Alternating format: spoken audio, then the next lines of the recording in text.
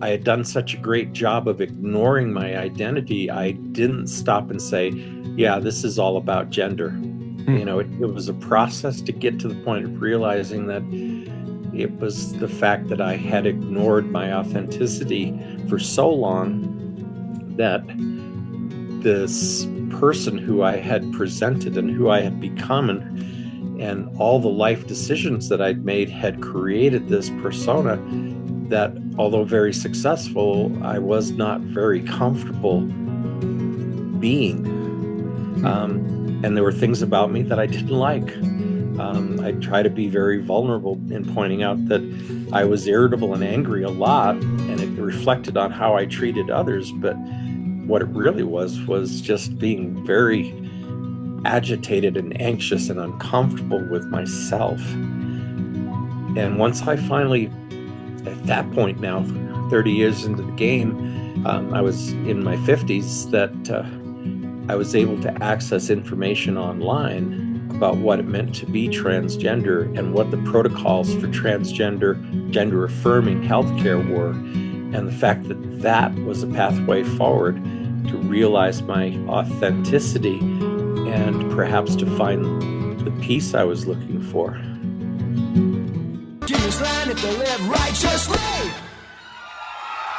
It is time for another episode of the Cultural Hall, and one, quite frankly, probably like 7 years in the making.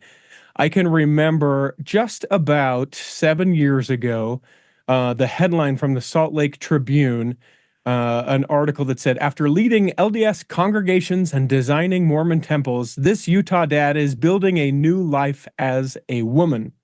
And then I remember reading all about my guest, Laurie Hall, and thinking, wow, that is a story in and of itself. And it's taken us 7 years to be able to line up this conversation. Laurie, welcome to the Cultural Hall.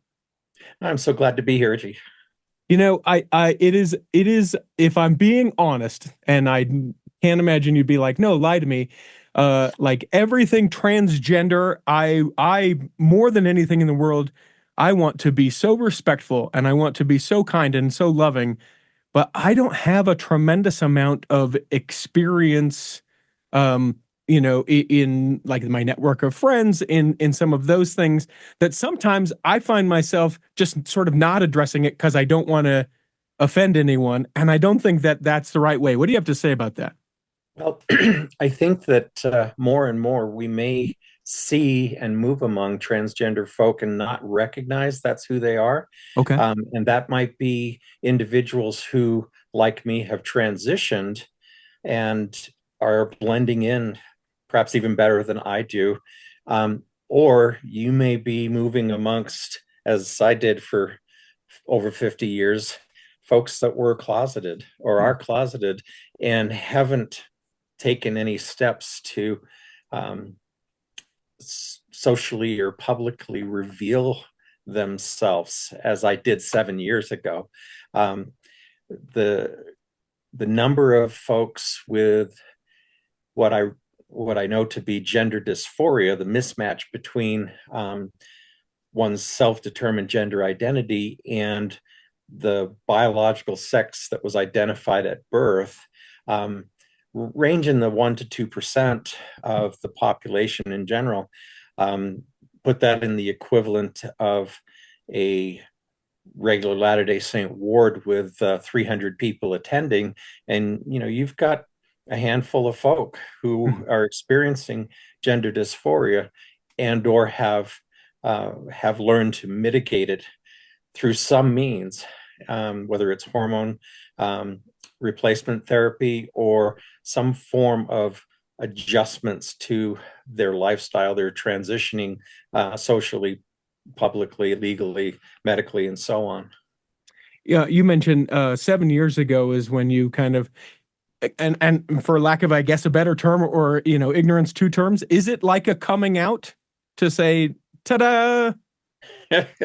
Well, there was in 2016, which now is 8 years ago, there was a moment when I publicly came out.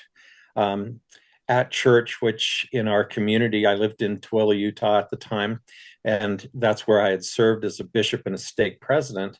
There was a moment in a fast and testimony meeting where I stood up and announced to the congregation that I was a person who had struggled for decades with gender dysphoria, that I considered myself transgender, and that I was going to begin to present full time as my authentic self, as a sister, as opposed to a brother. And my new name would be Laurie Lee Hall. So there was a moment where I did that at church, but in a small Utah town, if you do it at the pulpit, it resonates across the entire valley, and that was my actual formal coming out. But I had been revealing my nature to my spouse at the time and other family members, my children and their spouses, and friends and family, starting as early as the first part of 2012. So there was even a process of that coming out, which culminated in that day in July of 2016. So what is it like? Because we've talked to plenty of people here in the cultural hall who have talked about like same-sex attraction, and how they always sort of felt different is a thing that they would say, that the feelings that they would have as they were talking with friends of like opposite sex, they were like, oh, I don't feel that way. Was it just a feeling that you have always felt different? Was it, yeah, give me kind of how you obviously arrive at this point where you decide to publicly declare, hey, here we go, and we're going after it, knowing that your life will not be the same. The life as you knew it will not be the same. You're going to live authentically, to who you are. How, maybe walk me back a couple of decades, or when you first Sure. started going.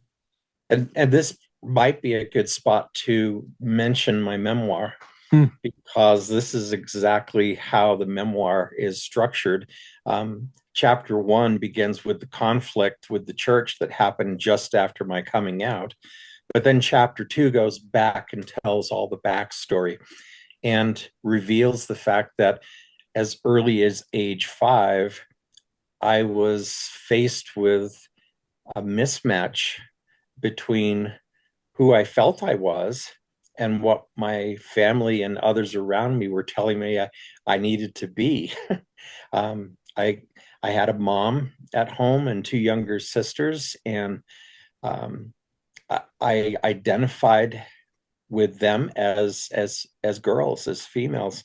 And when mom ever tried to, and this is right at the beginning of chapter two, when mom stood me up next to a toilet and said, "This is how you should be peeing because you're a boy," it struck me as she might as well have said I was, the kid from the trailer park down the street and I really didn't belong in the family. It was like, how can you say I'm different and Hmm. don't belong and do and have things that you have?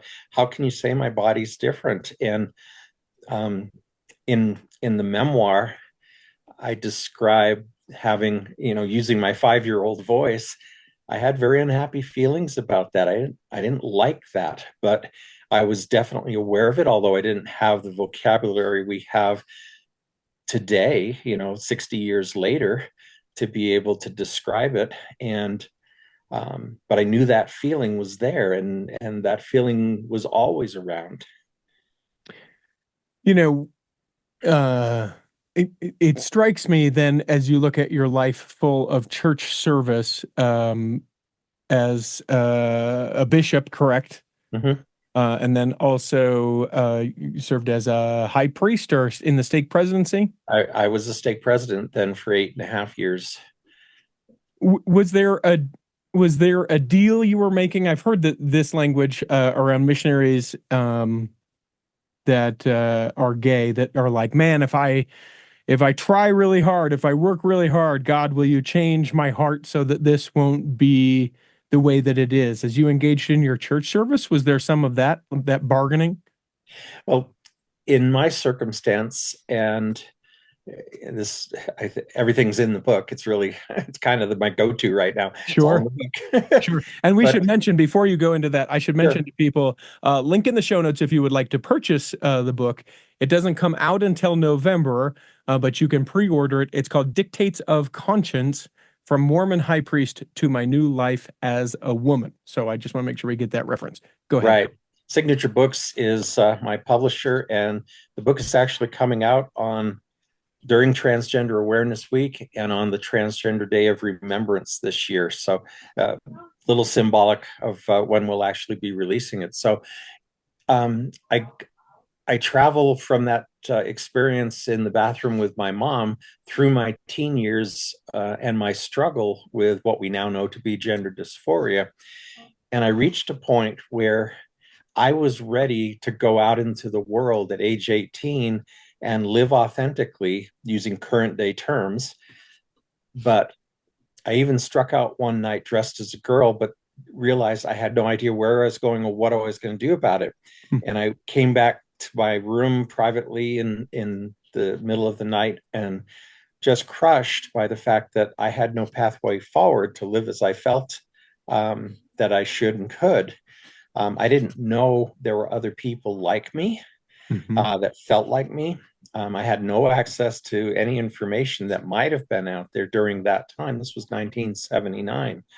And I decided at that point, and this is before I was introduced to the Mormon church, I decided at that point to bury forever this feeling of being female. And that somehow, as I headed off to the School of Architecture to get my training, that I would somehow never return to think about that. And I really thought that was going to be forever, that I really just wasn't going to return to childish things, if you will. Mm-hmm. And so when I was introduced to the church, not too many months after that, and embraced it and was baptized, I felt spiritual yearnings that were being satisfied by what I was, learning about the church. But I Mm-hmm. also saw this really well-crafted path for heterosexual cisgender white males to Mm-hmm. go forward and be successful men, priesthood holders, husbands, fathers, providers, even leaders within the church, in such a way that became my pathway forward to live this life that the world was saying I was supposed to be living, as a male. And so the church and involvement in it became the reinforcement to my male presentation, which in some ways at times I felt like an imposter.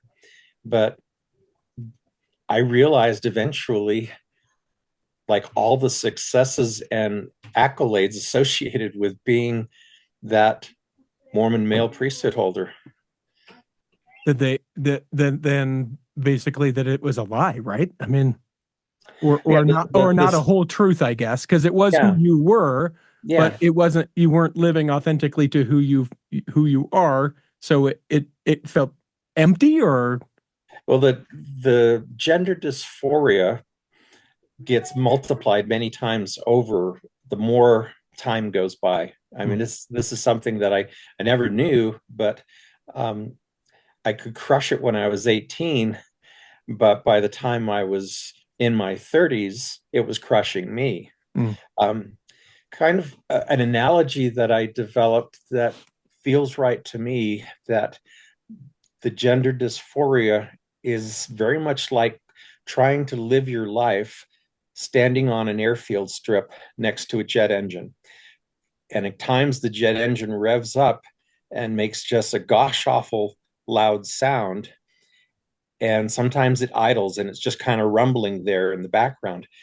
And at times, when it's just idling, you can function and think and see and appreciate. But when it revs up and it's, just booming in your eardrums, the whole world disappears and you can't appreciate anything. You're simply trying to survive this incredible sound and pressure that's coming from this engine.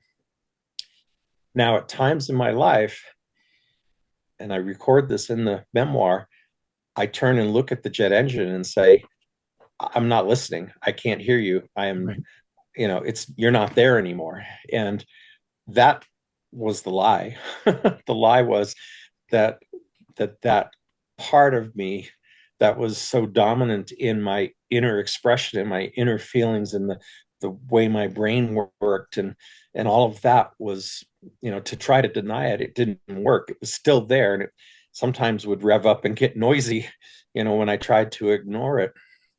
At times that overwhelmed me, and it's well known that nearly half of every person who experiences gender dysphoria at some time during their lives attempts suicide. And suicidal ideation is a very real thing amongst those who are unable because of their family or societal, cultural, religious circumstances to mitigate the dysphoria. Suicidal ideation is a very, very real situation. Is that something that occurred for you? It did. The first episode I record was in 1996 in a chapter called "I Cannot Do Male Anymore." And that's a direct quote.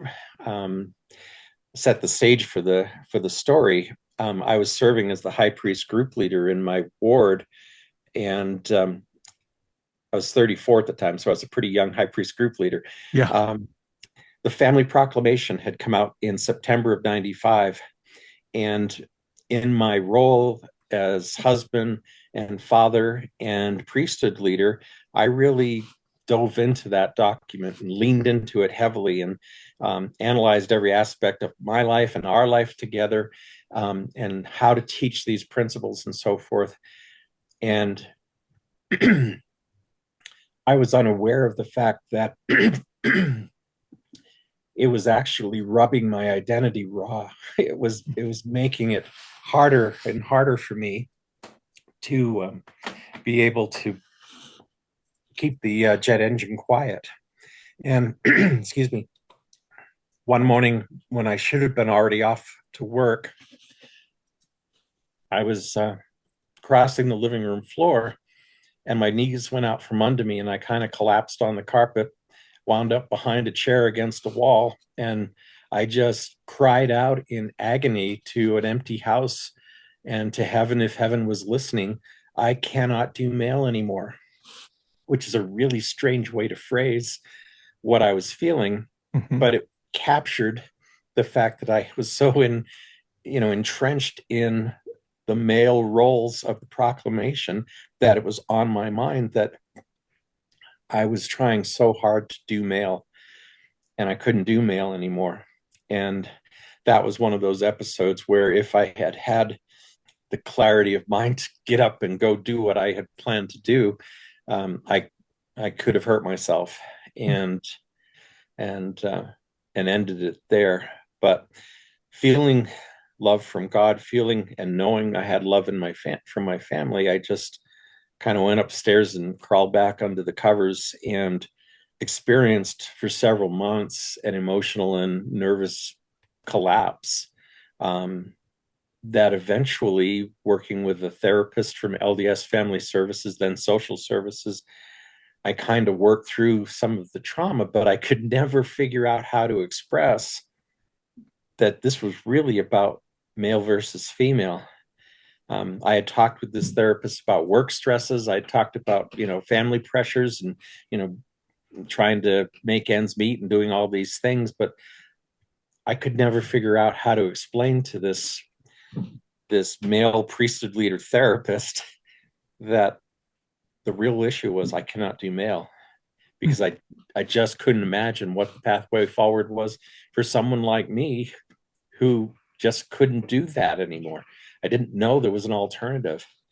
And so eventually I put my life back together, and we decided that I needed to make a change in scenery, and we moved to Utah from New York, and I went to work for the church, which opened up a whole new chapter of life and a new adventure of trying to ignore the jet engine roaring in my ear. I think this might be a great place to take a quick break. Let's take one. And then when we come back in the second block, we'll pick it right back up where we are. We've moved to Utah. That's where we'll pick the story back up Coming back in the second block of the Cultural Hall.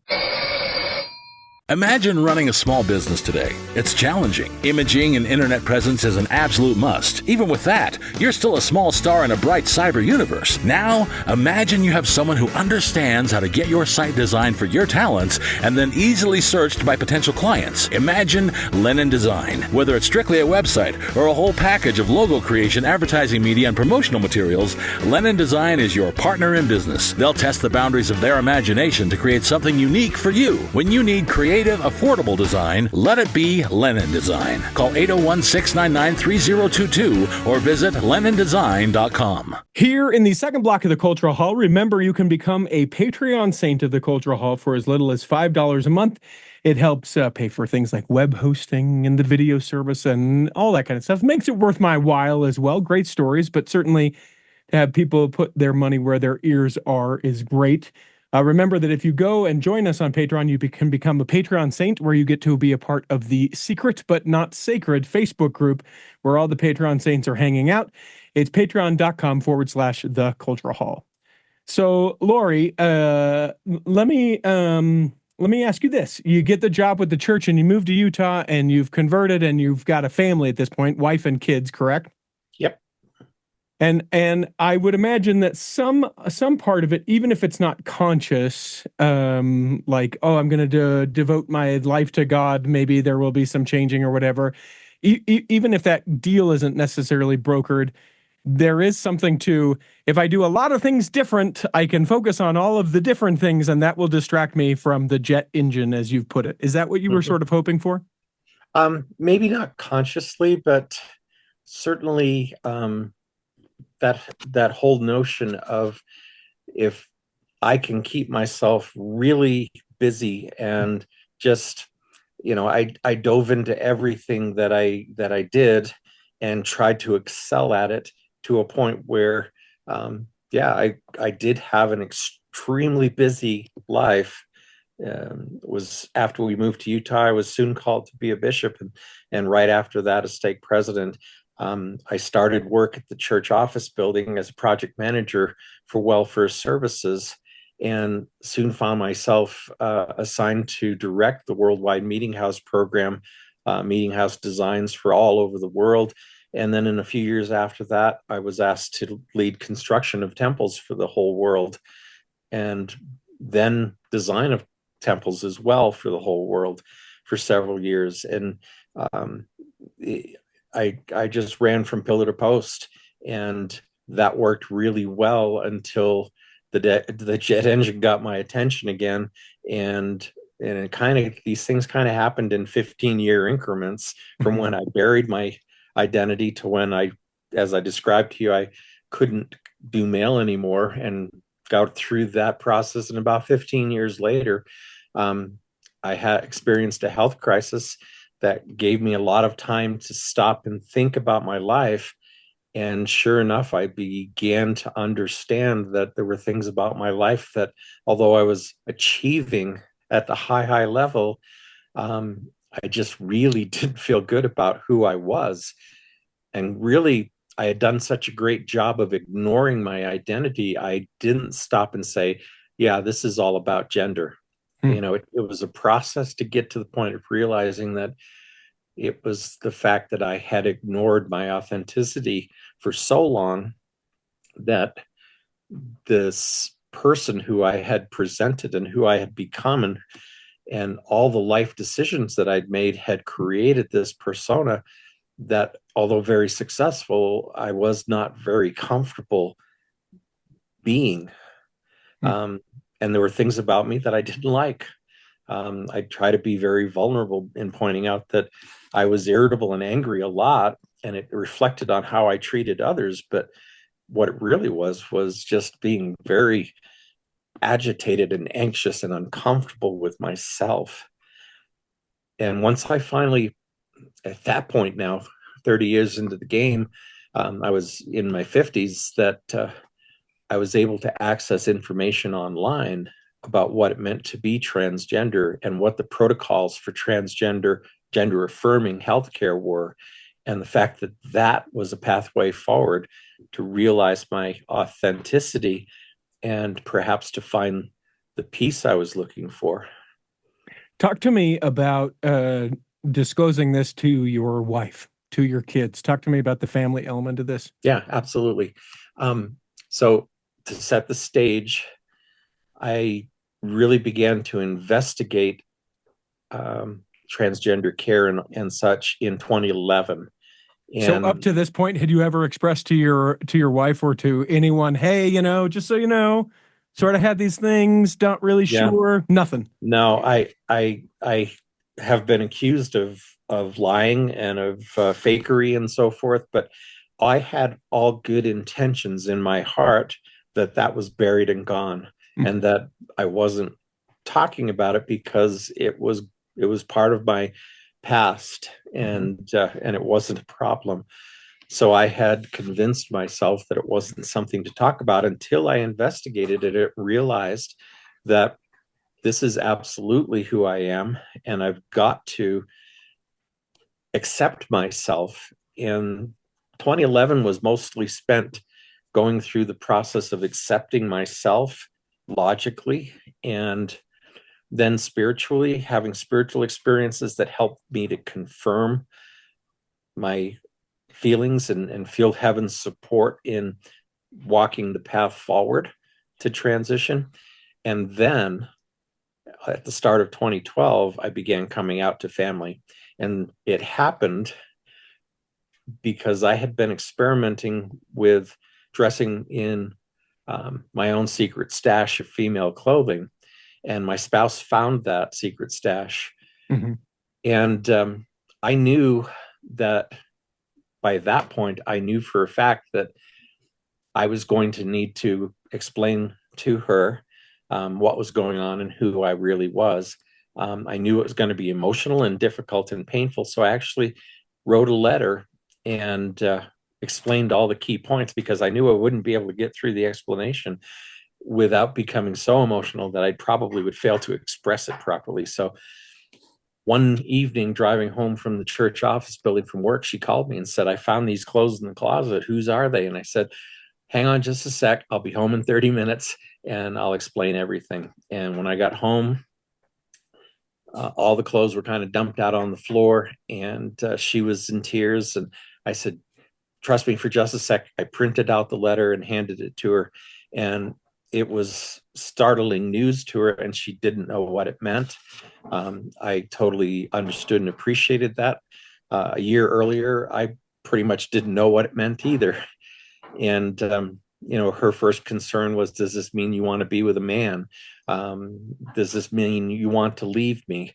And neither of those were true. Mm-hmm. And we began a process of kind of learning how to transition together for a while. Her first response was, you have to promise me you'll never do this again and never think about this again. We tried that for about 6 weeks, and it had taken such a toll on me that she acquiesced, and we went shopping together and bought some new clothes to replace the ones that I had thrown away when I said I wasn't going to do it anymore.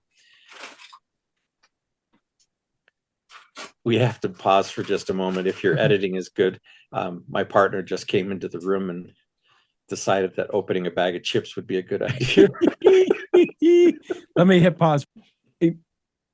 So you embrace it and you're able to go shopping. I would imagine, though, when she finds the clothes, that the first assumption isn't transgender. I would imagine it's infidelity. You've been seeing someone else and yep. Everything to go with that. And yeah, and hold on.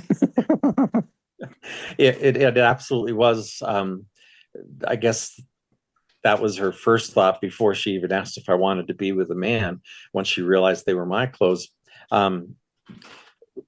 Over the next 6 years, we had a very challenging, difficult, and sometimes compassionate and loving process to try to learn to live with the fact that I was incrementally, slowly transitioning to my life as an authentic woman.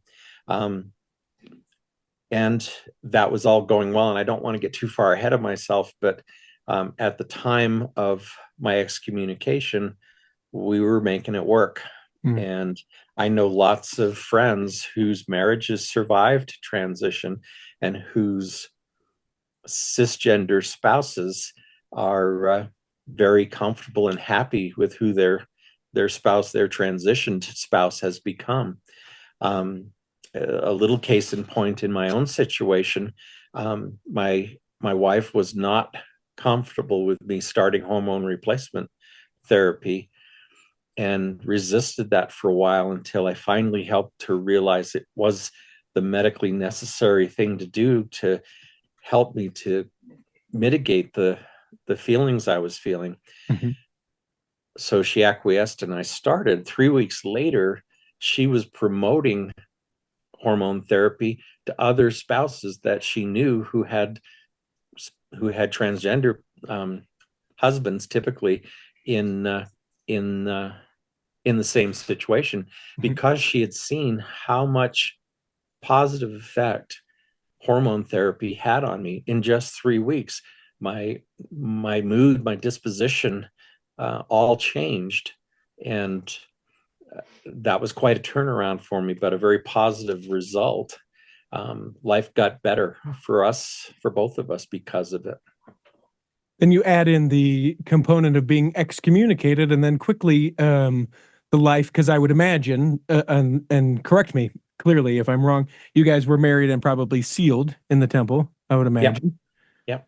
You take the life that was to be, I suppose, and then at excommunication, it in some ways, as an excommunicated person, and found myself rebaptized and back in the church, it sort of feels like that plan or what you thought kind of voided because the church said, nah, out, no longer existent. Was that the breaking point as far as the two of you go? Or yeah, it actually was. The story of our marriage ends with the church putting me out, and all the things you just described that were part of her view of what her world going into the eternities was all about, was dashed. And it was my stubbornness, if you will, to be who I really felt that I was, crashing up against the church who said, no, you don't go off script. Yeah. We're going to cancel you. That put her in a position where her moorings, her attachment to me as her pathway to the highest degree of heaven, that all those teachings that she had adhered to since she was a little girl were all kind of scrambled, and it became too much, compounded by the fact that there were plenty of church members who told her they wouldn't stay with me and that she should get away from me because I was a bad influence. In fact, one of the most crazy things that happened was just before my disciplinary council, the stake president told me he was going to schedule the disciplinary council for me, and then looked at her and said, and if you stay with him, we may have to discipline you as well because you look like you're living in a same-sex marriage. And yeah, you're making the face that I felt, which is the head blows up because the church was going to excommunicate me for being a man who was pretending to be a woman, but then discipline her for being a woman who was with this person who they didn't believe was a woman. But yeah, it's hard to explain. It was a threat she took seriously. I would interrupt to say, I'm so sorry.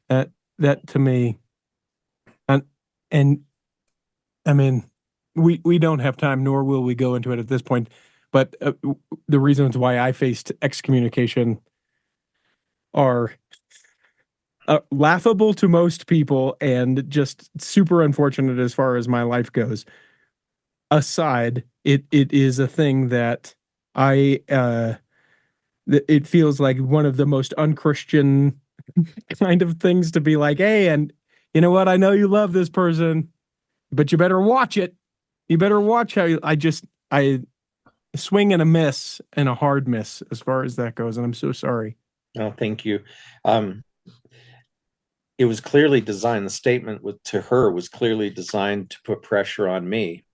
Sure. Because in that conversation, I had been told that I was required by the church to detransition and live as male again, or write a letter and resign my membership in the church. Mm-hmm. And when I told the stake president that he knew as well as I did that I could not, for my own health, go through the process of detransition and live that way again, and it was not in my heart to leave the church, that's when he said, we're going to have a disciplinary council. And then he looked at her as the last chance to maybe kick me back in line and put pressure on her. She didn't see it that way. She saw, and I don't mean to be telling her story for her, but my observation was she took it very seriously that if she stayed with me, she could be in trouble with the church as well. Mm-hmm. And when I was finally excommunicated, and it proved to her that the church had the mindset to put me out after all I had done on behalf of the church all my adult life that she enjoyed with me, that she was in danger, and ultimately decided to separate and then later divorce. Okay, let's take a break real quick. When we come back, I want to talk a little bit more about the book, why the memoir and why now. Some of the things with that. I want to particularly get into the title of it because I think that is very intentional, and I want to discuss a little bit about that. And I've got a couple of questions about what your job with the church was, a couple more details with that. So we'll get back into all of that coming up in the third block of the Cultural Hall. BestDJinUtah.com is the website. That is where you go if you would like me to come and DJ your event. Now, will I do a family reunion where you all wear the same t-shirts? You bet I will. Will I travel to wherever you're at? Am I reasonable as far as what I cost? Yes. Do I bring a good time? Yeah, all the things. Listen, Best DJ in Utah, it's my company. It's a thing I do that allows me to be able to have the time to do the Cultural Hall. So if someone's getting married, you think, man, they need a great DJ. You're throwing a party, whether it's a 50th or 60th or 40th or 20th or whatever the party is. I've done them all and would love to be able to do that. An anniversary party, certainly done those. I did a baptism in 2023. Yeah, we did a big dance party at a baptism. Spoiler, not a Mormon baptism, but it was fun nonetheless. BestDJinUtah.com is a website. I will get back to you within 24 hours with a quote. Come on now. BestDJinUtah.com. Here in the third block of the Cultural Hall, remember, you can always send us an email, contact@theculturalhall.com. Would love to hear from you if you love this episode or hate this episode or you have more questions. Maybe we do a part 2 of this episode. Who knows? Contact@theculturalhall.com is where you can send those. Remember that if you send an email, unless your first line is don't share my email on the show, it is very likely that we will share your email on the show so that people can hear what you wrote in about. It's contact@theculturalhall.com. So I want to go kind of light for a second, then we'll dive right back in. When you did church buildings for the LDS Church, why did we get rid of stained glass windows? Why can't we have buildings of character and ones that are enjoyable to be in? Why do we have to go function over art? Please, can we bring it back? They'll never bring it back, will they? Probably not. In 1998, when I was assigned to work and to direct the Worldwide Meeting House Standard Plan Program, to create the designs that would be used by church departments all over the world, it was already an entrenched standard program. And my assignment was really to make it more equitable across the world stage, to give the international saints parity with what the American saints were the buildings that they were attending, and with a very much a President Hinckley driven eye to efficiency, economy, certainly the ability to house the saints most effectively, but the art element of it, the design element, was not the priority. Yeah. You may recall, probably some 20-something years ago, President Hinckley standing up in General Conference and describing the meeting houses of the church. And he said, we're criticized, something like this, I'm paraphrasing, we're criticized by the fact that they're on every street corner and they all look the same. And he said, isn't it wonderful? Yeah. We were definitely making him happy that we could build a meeting house each day somewhere in the world and house the saints in such an effective way. Where the art, where the stained glass, where all of the transcendent beauty was focused has been in the temples. Not always, but certainly during the season that President Monson was president of the church, and I was given the opportunity to direct temple design. All of the art and beauty goes there, and for a season, really big time, exquisite elegance, to a point where it's almost embarrassing what we poured into those buildings. Yeah, and certainly where critics will come and say, if you could make it just a little less fanciful and be able to take some of that money and help here or help there, or do we really need these things? And I that's above my pay grade certainly to decide, but it is a thing. There's a church that is on almost my daily drive that has a fantastical depiction of the Savior in stained glass facing to the south, so it gets sunlight in it and you can see it from the road. I've never been in that chapel and have been inspired by that stained glass, and I'm sure it's just a sight to be able to behold on the inside in a way that would be different than something else. And when you consider members of the church that I don't know percentage, but percentage able to go to the temple compared to visitors welcome in a church house, it does leave me yearning for yesteryear and some of the beauty that we would get in our chapels. I agree, and yet maybe there's an underlying message on the part of the leadership of the church that the weekly experience in church meetings on a Sunday is nice, but the real goal is to get you and your family to those higher ordinances that are found in the temple. I don't know. It just struck me as we're having this conversation that, this is great, but it's cheese and salt crackers. What you really want is the full meal deal, up at the temple. Sure. As we dive back into your story, so you dropped something, and to the point that you're comfortable talking about it, you said your body, essentially, you had a health crisis where you had to deal with it. Certainly within nowadays, people will use the phrase, the body keeps the score. There's a book, The Body Keeps the Score. Essentially, the idea is you can, try and say that something isn't existing within you, but it will always come back, right? If you you had a trauma from your childhood, your body knows that, and it will come out in a different way. If there's, a divorce, if you don't heal from these things, it will sort of come and find its way out. Can we go there for a minute?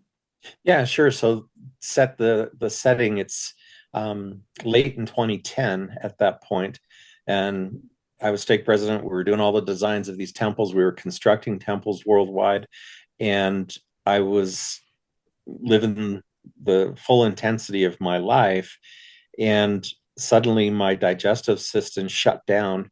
My colon collapsed, and it may be what you just described, that my body was saying enough of this. We can't go on any longer. And I spent about 11 days healing in the hospital, with the doctor saying, if this doesn't relax and take care of itself, we're going to have to do surgery. And it was definitely a time where I chose to be positive and I chose to reflect. And I was tied to my bed with what they refer to as an NG tube that was inserted in my nostril and down into my stomach, pumping out my insides to keep the pressure off of my colon. So I couldn't go anywhere, but I was uncomfortable. But what I could do is I could think, and I thought a lot. And by the time I left that hospital, healed and functioning without having to have had the surgery, I was committed. I'd made a commitment to myself that I'm certain is as strong as the commitment to bury my gender identity, that I made this commitment to myself at age 49 that I was going to find out once and for all what was wrong with me and why I felt my life wasn't going in the direction that it should, when to all outside appearances, my life was going exactly how it should and was, successful and beautiful. But I was going to figure out what this inner turmoil was. And that's what launched, as I mentioned earlier, the intense investigation of me and who I was that eventually led to recognizing that it was the gender identity. It was the key to my healing, was to recognize and start to accept my identity for who I really was, and to learn about what was necessary to do to live authentically. That's a very neat and precise way of explaining what to me was truly walking in the dark and feeling my way, until the dim lights started coming on and I started to realize what the answers were. I can look back now and summarize it in a sentence. Yeah. But it was truly a year of investigation. I feel like the question changes. You ask the question and we're asking yourself the question, what's wrong with me? And I feel like that's not the question at all. That the question changes, and that's where healing comes. I feel like maybe as members of the church that would look at something like this wrongfully, I think that they might they might ask that same question, what's wrong, or what did I do wrong? Maybe it's not, a transgender thing, but like maybe we look at our kids, we go, what did I do wrong? What, could I have done something different? But that isn't the question at all. So what actually is the question?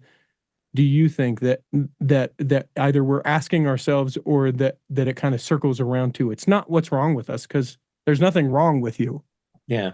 My first inclination, as you point out, and as I've described this, was I've got negative feelings, so therefore something must be wrong. Something Right. must be going down the wrong trail. Something must be broken. Maybe I'm not doing something enough. But I think you're really wise in suggesting that the viewpoint changes, and it definitely in 2011, by the end of the year, after a year of this process, it really had changed to self-acceptance, and that self-acceptance came slowly to kind of my mind, that I said, gee, this is really who I am. And then to my heart, as I started to have spiritual experiences that reinforced that, and then with kind of those two issues saying, coming together and supporting an idea that it's not about what's broken in me, it's what about I haven't allowed myself to experience or to be.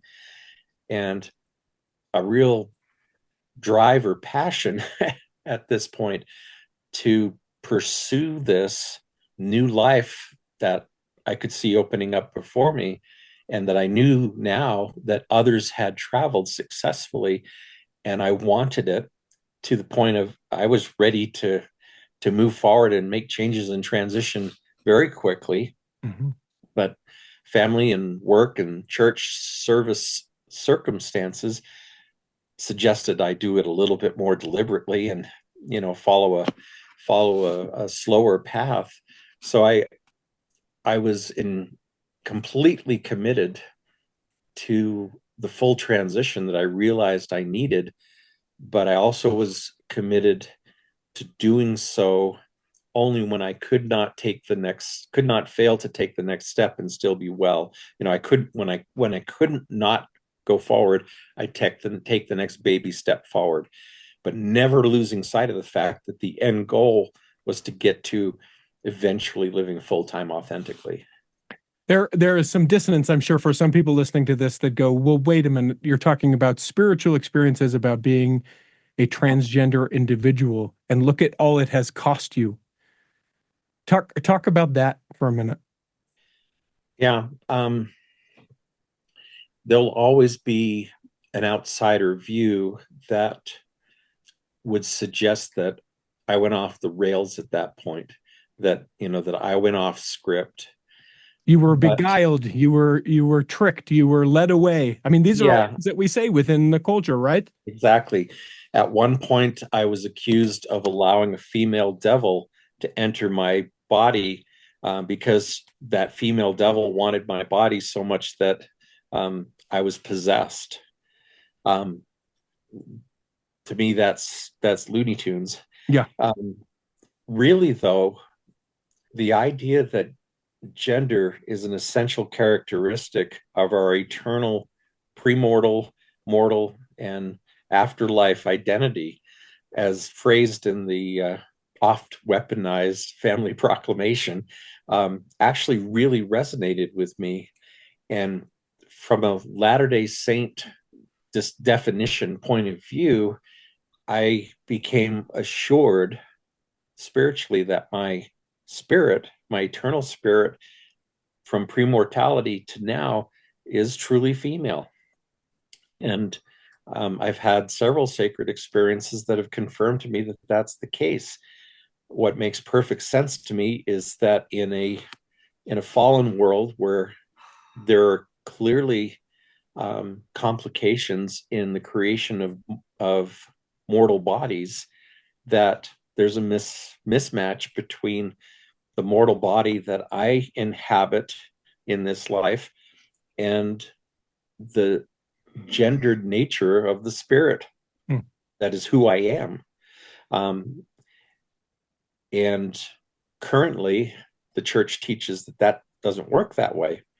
But the day could come where they could reverse that thought and recognize that eternal spirit gender identity, which I believe is what the proclamation says, is actually a true principle.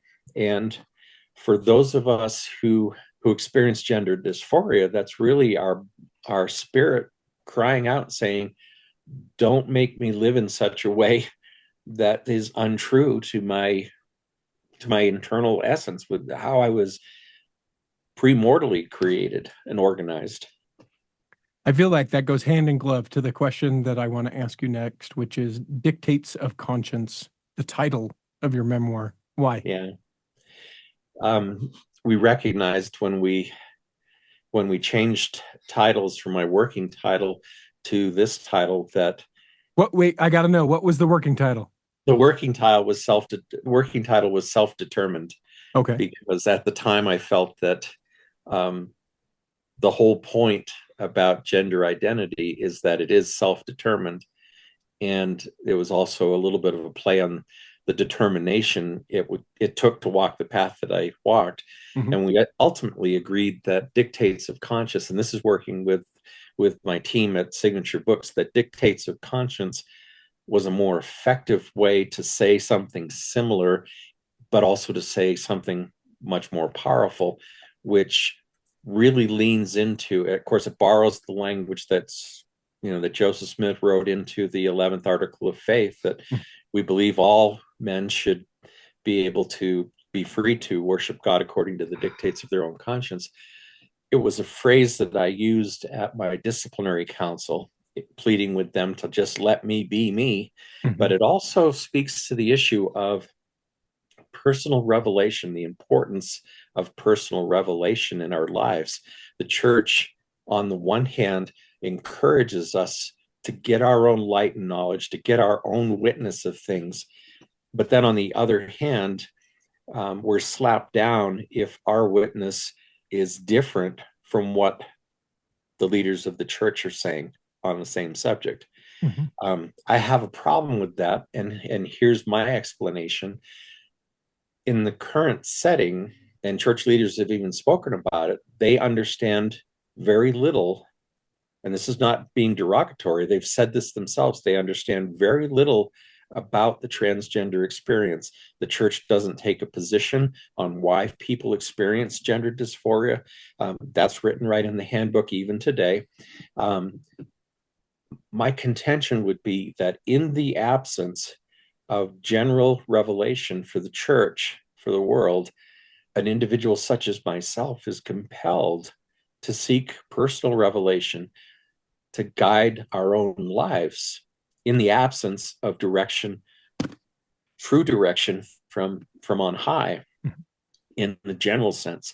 So Dictates of Conscience suggests that, at least at this moment in time, in this circumstance, the way forward relies heavily upon the light an individual receives from heaven, and then the strength that an individual can muster to live according to that light they receive, not the ideas of neighbors or friends or fellow ward members or any of the philosophies of men, but to follow the light that comes directly from heaven to the individual regarding the individual's circumstances.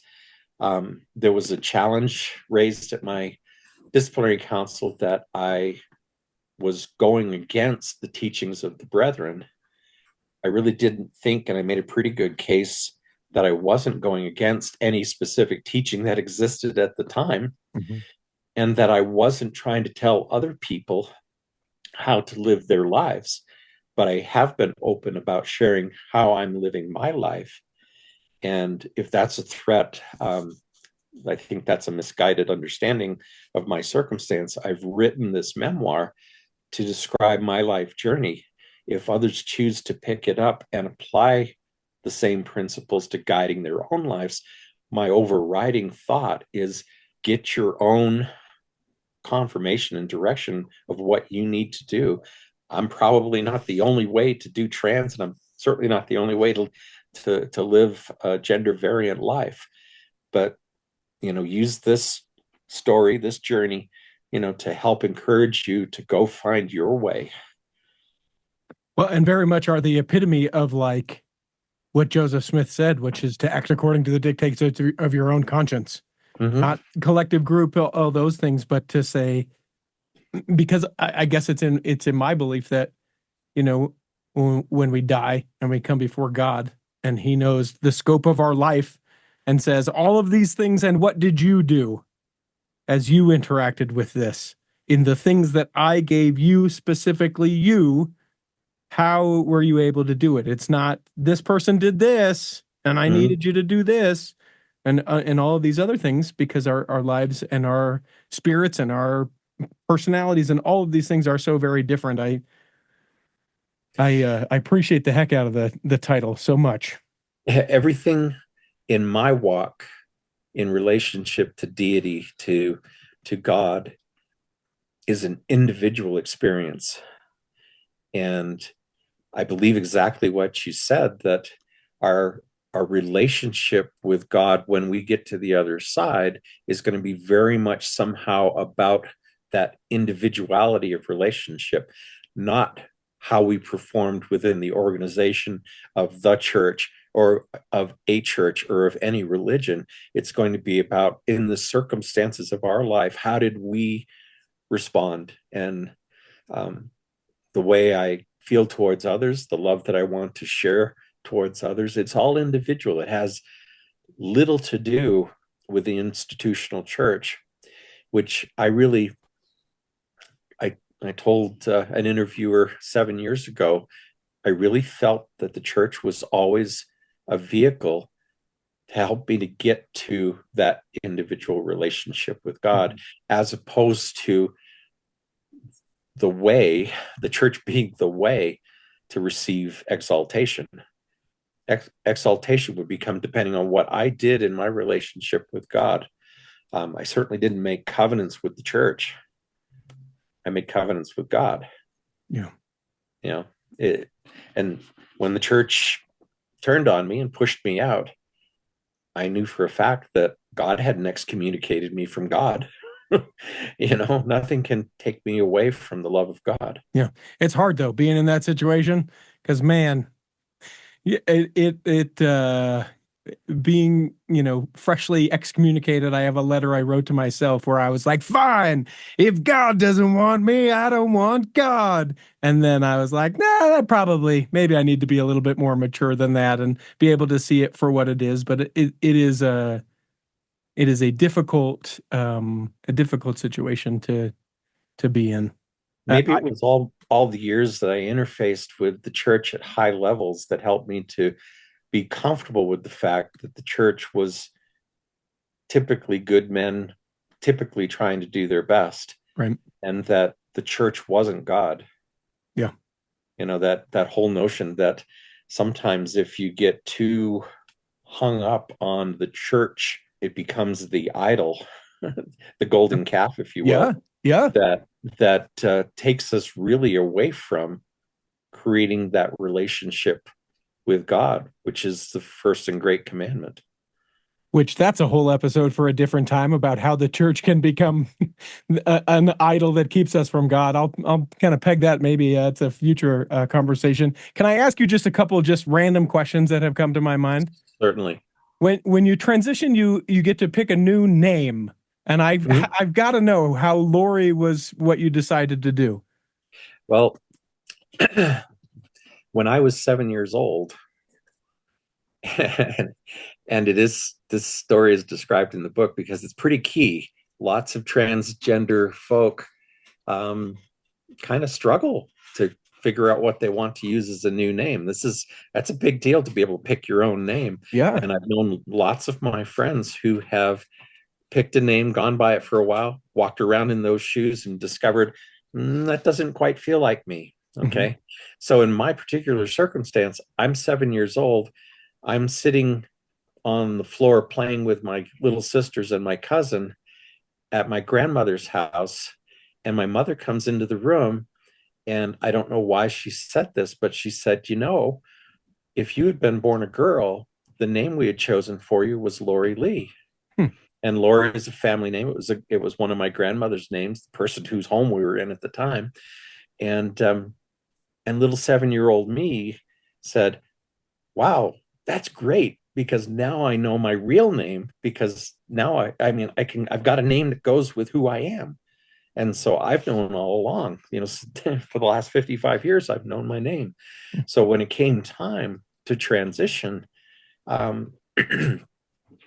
there was no question in my mind what that name was going to be. And I think it eased, my parents are still alive, I think it eased their experience when I came out to them and said, and I'm going to use the name that you chose for me way back in 1960 when you first knew a child was coming. And I think that brought them joy. I had actually, because I was identified as male at birth, I'd been given my dad's name. And I suspected that was going to be hard for him to lose, Hall Jr. as his namesake.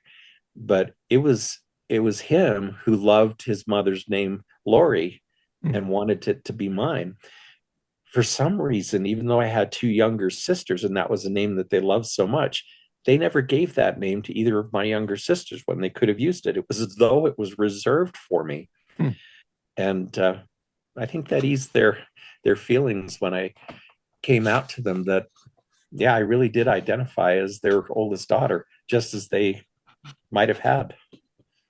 And then the other question that I just want to ask, because it's an interesting dynamic within the Church of Jesus Christ of Latter-day Saints where your employment is based on your worthiness.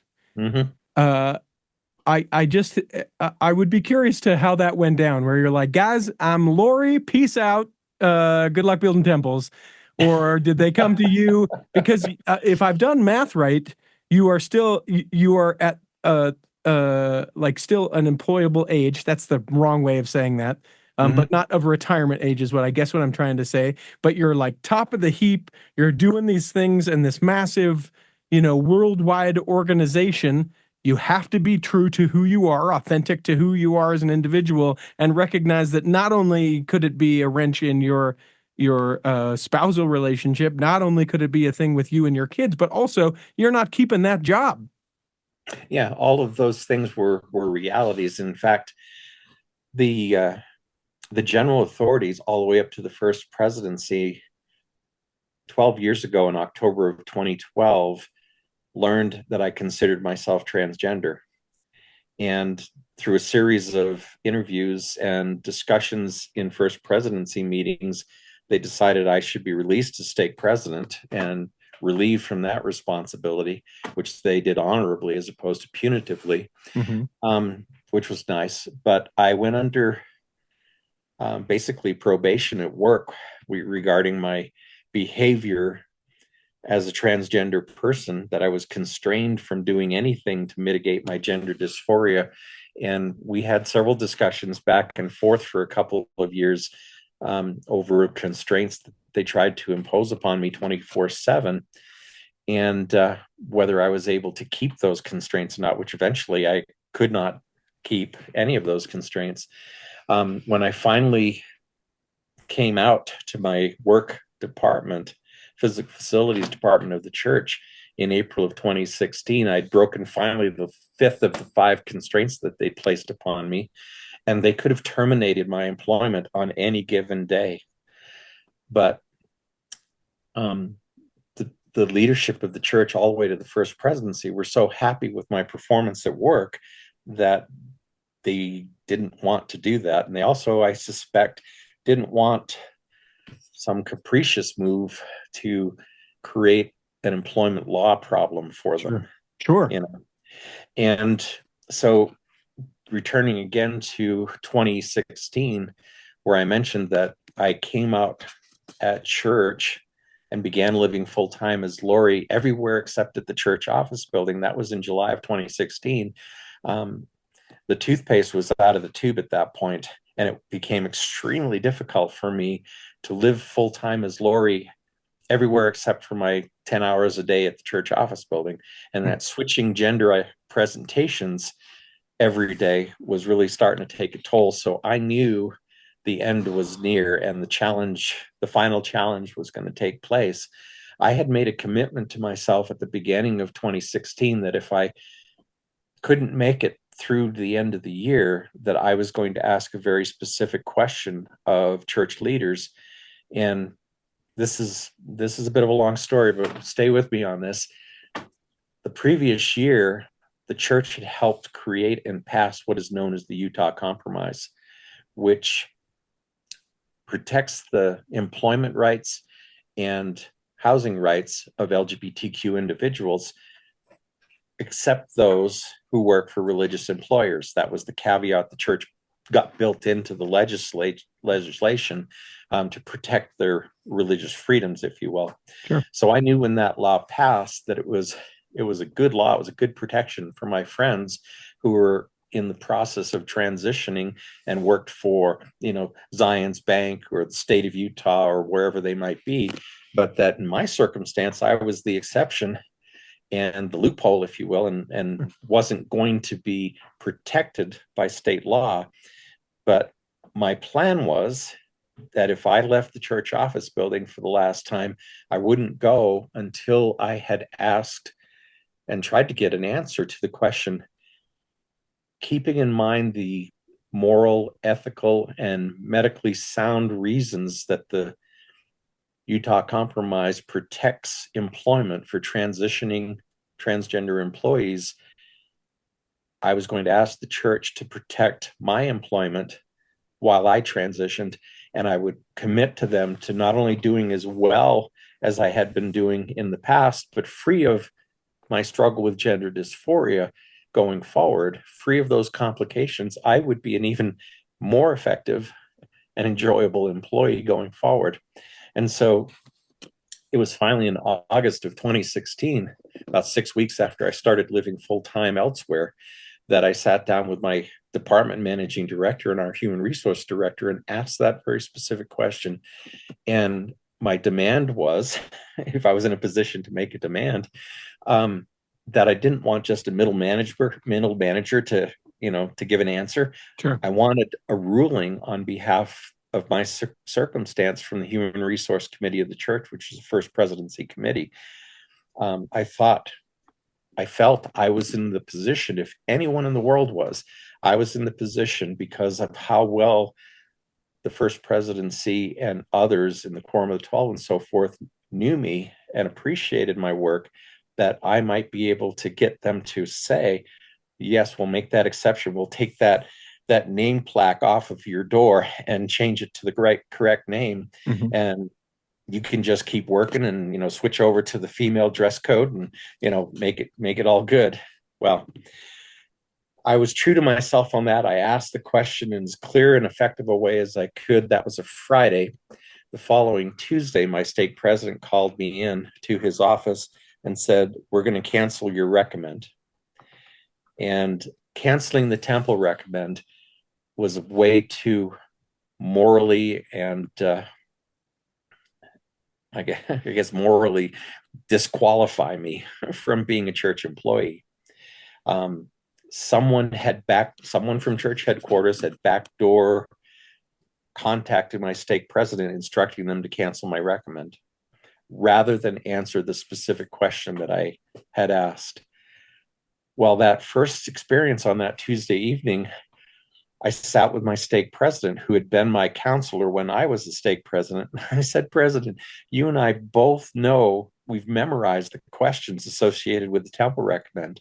And I said, let's just go through those one last time together, shall we? Mm-hmm. And I stated the question from memory and then gave a very distinct answer. And this went on for about an hour while he sat and watched me interview myself for a temple recommend.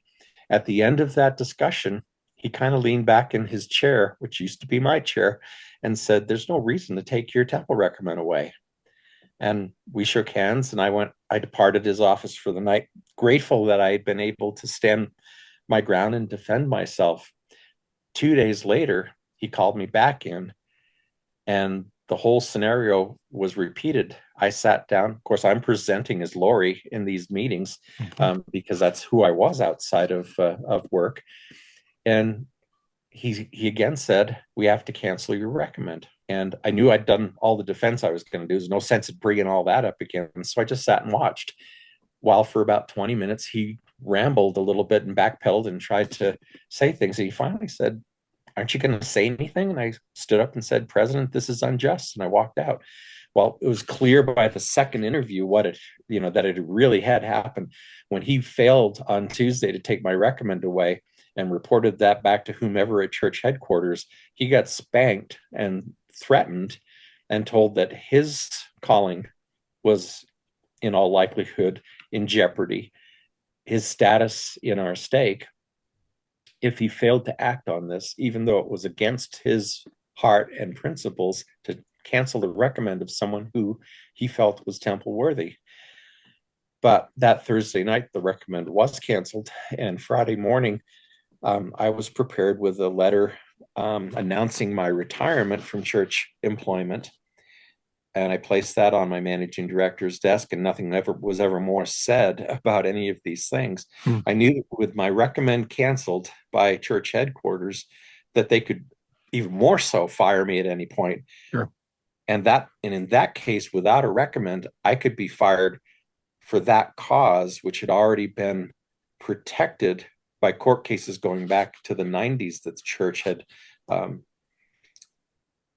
run up the flagpole for themselves to protect their own employment practices.